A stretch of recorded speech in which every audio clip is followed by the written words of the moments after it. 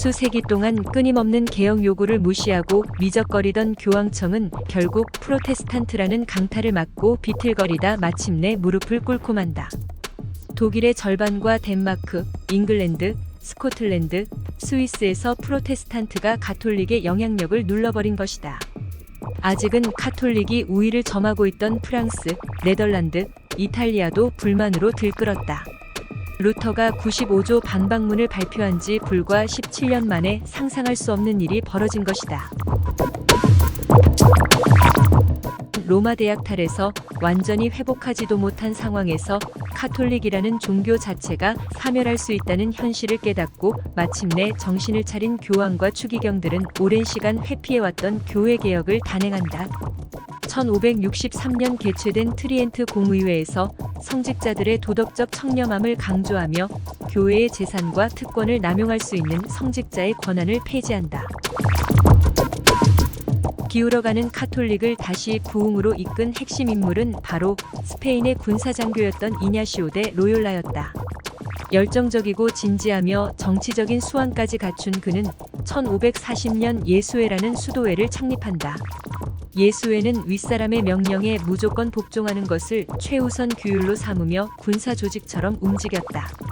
예수회는 우선 프로테스탄트의 영향력이 강하지 않은 지역을 파고들었다.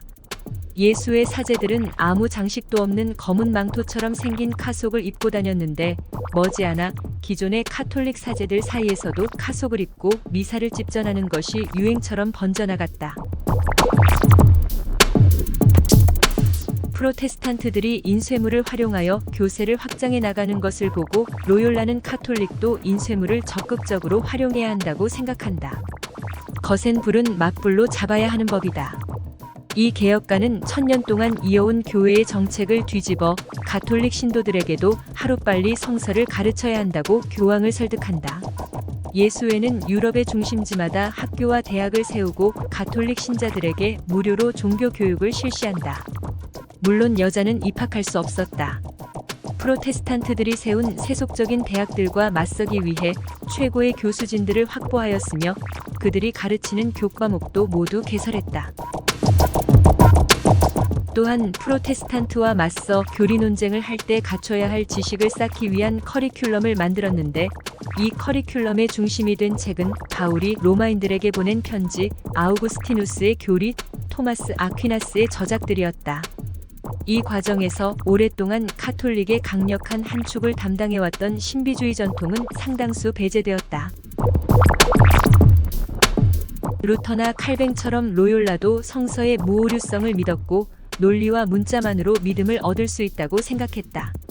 프로테스탄트의 주요 지식인이었던 프란시스 베이컨 역시 예수회에서 설립한 대학의 탁월한 교육 프로그램을 보고 부러운 듯 이렇게 말했다.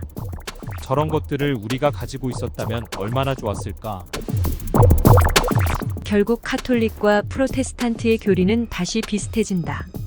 실제로 칼뱅은 카톨릭과 자신의 교리 사이에 아무런 차이가 없다고 인정하기도 했다.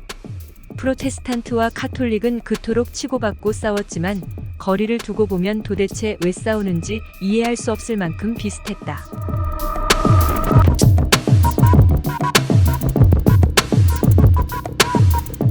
종교개혁 지도자들이 겉으로 내세운 명분은 성서절대주의였지만 사실상 종교개혁을 지배한 핵심 교리는 원죄론과 구원 예정설이었다.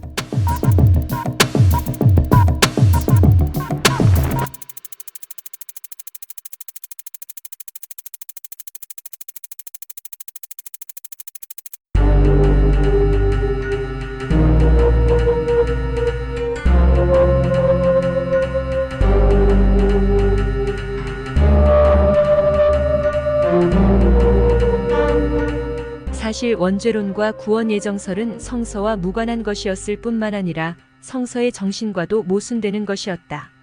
고대 그리스에도 운명이라는 개념이 존재했지만 그것은 신들의 변덕에 따라 좌우되는 것이었다. 유대교는 개인이 옳은 것과 그른 것 중 하나를 선택할 수 있으며 야훼의 계시를 따르면 옳은 선택을 할 수 있다고 가르쳤다. 힌두교나 불교의 카르마 역시 현세에서 개개인의 선택과 행위가 축적되어 다음 생에 영향을 미친다. 노자의 도의 세계에서는 운명 예정설이라는 개념 자체가 성립할 수 없다. 개신교의 창시자들은 추종자들에게 한결같이 믿으라 독려했지만 개신교를 떠받치는 실제 토대는 고통스러울 만큼 치밀한 논리 구조물, 그림 하나 없이 글자만 빽빽하게 들어차 있는 두툼하고 지루한 신학서적이었다. 칼뱅은 프로테스탄트 윤리라는 이름으로 검소, 겸양, 근면, 자립, 청렴을 강조하는 도덕적 기준을 만들어냈지만 이는 인간과 사회에 대한 깊은 탐구와 사유에서 나온 덕목이 아니었다.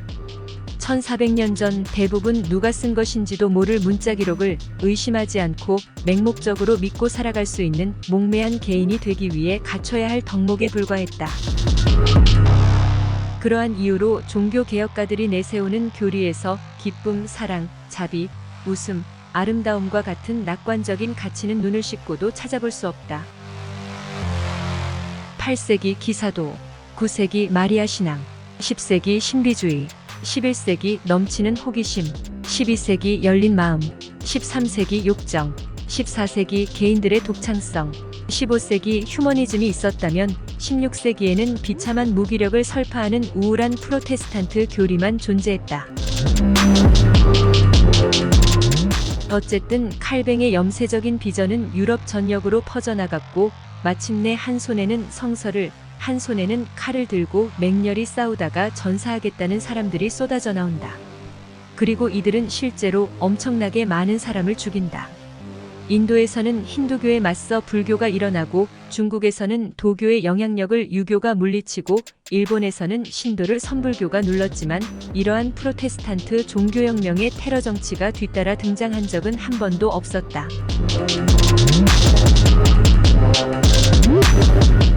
종교개혁 이후 전 유럽은 테러 정치의 혼돈 속으로 빨려 들어갔으며 종교적 발작으로 수백 년 동안 깊은 몸살을 앓았다.